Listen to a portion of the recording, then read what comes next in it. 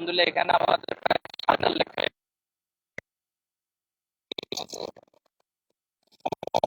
এবং এটা আনুষ্ঠানিক পুরস্কার বিতরণ প্রোগ্রাম আমরা করব এবং এরপর এই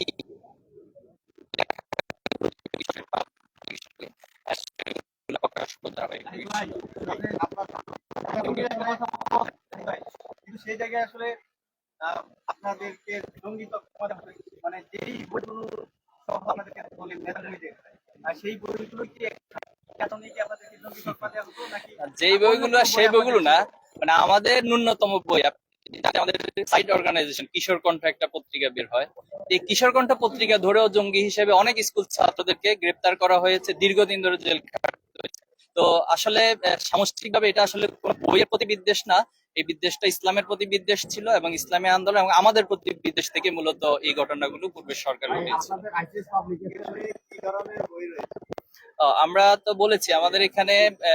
শিশুতোষ থেকে শুরু করে এরপরে হচ্ছে ইসলামী অর্থনীতি, এরপরে ইসলামিক